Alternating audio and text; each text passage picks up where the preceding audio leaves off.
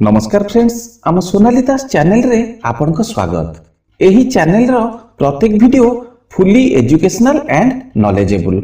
आपन जदि एमती इंटरेस्टिंग वीडियो देखिबा को पसंद करंती, वीडियो को लाइक करी आपन को भलो पाइबा आमको जणाई दियंतु, जहा फल रे एमती वीडियो बनाइबा को आम इंटरेस्ट आहुरी बढ़ी जिवो। प्रथम थर संबंध बनाइबा परे महिला मानक शरीर रे बहुत किछि परिवर्तन देखा दिए, जहा कि बाह्य परिवर्तन ओ आभ्यंतरीण परिवर्तन। एही आभ्यंतरीण परिवर्तन कारणरू महिला माने अधिक उत्तेजित रुहंती ओ पुरुष सहित संबंध बनाइबा को सेमानकर प्रबल इच्छा हुए। प्रथम थर संबंध बनाइबा परे एहार प्रभाव महिला मानक मन उपरे पड़े। पूर्व अपेक्षा सेमाने अधिक खुशी रुहंती। दुनियार प्रत्येक जिंस तांको बहुत भल लागे। बाह्य परिवर्तन रे महिला मानक स्तन ओ पिचार आकार रे परिवर्तन देखा दिए।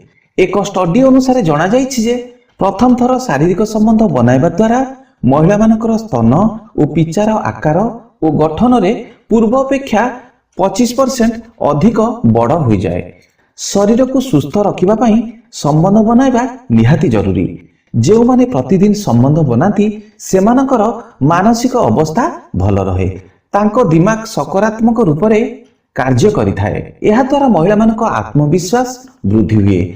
इंग्लैंड और अमेरिका रे करा जाइथिबा एक सर्वे अनुसार जना जाइछि जे संबंध बनाइबा परे महिला मानकर आईक्यू लेवल पूर्व अपेक्षा बहुत बढ़ी जाए। से माने पुरुष मानक संस्पर्श रे आसिले तांको दिमाग रो कार्य करिबा क्षमता बढ़ी जाए।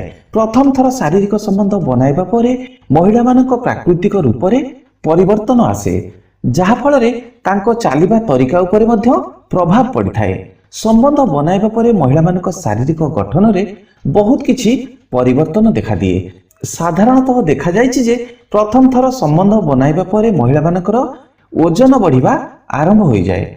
शारीरिक संबंध द्वारा रक्तवाहिका प्रसारित हुए ओ एहार प्रभाव महिला मानक स्तन उपरे पड़े, जहा फल रे स्तनर आकार पूर्व अपेक्षा अधिक बढ़ी जाए। शारीरिक संबंध बनाउथिबा महिला मानकु अधिक भोक हुए।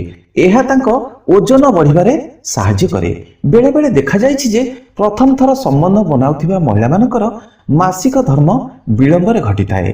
एहा भी शारीरिक परिवर्तन कारणरू होइथाए। संबंध बनाइथिबा महिला माने पूर्व अपेक्षा अधिक खुशी जଣା पड़ती। एहा सहित तांको शरीरर उज्जवलता बढ़े। आपण देखिथिबे विवाह परे महिला माने अधिक सुंदर लागंती।